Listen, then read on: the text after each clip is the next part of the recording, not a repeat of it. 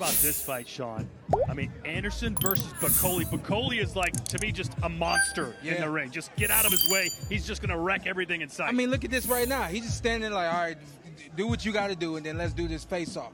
You know what I mean? I like that. And I like the fact that he's loosened up a little bit. You know, when he came in here, he was stone cold. Now he's a little bit loose. I like a loose fighter like that. Serious but loose. Look, I think Jared Anderson's the more talented fighter in this matchup. We're really going to find out what Jared Anderson is made of, because Martin Bakole is going to take him to a place that he's never been before. Martin Bakole can crack. There is no doubt about that. And I don't think Jared's been hit by somebody with that kind of power. So we're going to find out if Jared Anderson really is the future of the heavyweight division in the U.S. Martin Bakole is going to test Jared Anderson's heart. I'm telling you right now, that's a scary man from the Congo right there. The heart of darkness. Sean, what was the first fight that you were in that really tested your heart and you had to learn a little bit about yourself? Man, and I got a draw. I came out with a draw, Julio Diaz. It was out here in L.A., and I came out of that one with a draw. It really grew me up.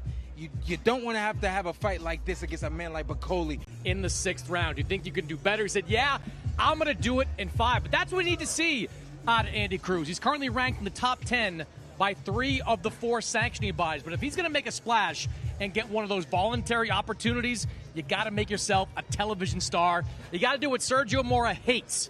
You got to go for knockouts. Is Andy Cruz the next big thing, Sergio? He has the talent to be the next big thing. He has the swag, the look. I mean, if he starts getting knockouts and turning heads, absolutely. And you know what I would love to hear? The fact that he says he wants to get the knockout before Devin Haney. I would love to see him get the knockout and get the fire in his eye. And you saying that, of course. Man, DAZN has played that so many times. We asked Moran about it. We said, hey, how does it make you feel to see that knockout? And Chris, he had a great spirit about it. He said, now I got to handle his business on his first Riyadh Season Card Saturday night. This is a tough opponent in front of him, but Morrell is, again, just like Andy Cruz, light years ahead of where he should be in terms of his experience as a professional. We're going to see it on Friday night. Andy Ruiz versus Big Baby Miller, who's down about 40 pounds, Chris. Yeah, Israil Miller really has cut down weight, 333 pounds for his last 2 fights. Says his goal for this fight is to come in under 300. Says his conditioning has been excellent. Believes he's going to be a much different fighter than the one we've seen in recent fights. But Andy Ruiz, he's going to test him here. Andy Ruiz is desperate to get back into that heavyweight world title picture. This really is a win or go home type of fight. And those are the exciting ones. And look, I went on social media and I said how great these guys look, how fantastic shape they are. And of course, when you're 300 pounds and that big. And here's the one that's going to light BMO Stadium on fire. Isaac Pitbull Cruz, Jose Valenzuela. Sean, who's your money on in this one? Oh, man. I don't believe that Isaac Cruz can be hurt.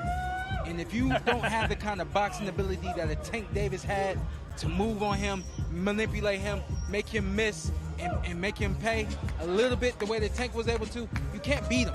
You know, so all that being said, I'm going for Ryo. I agree with Sean.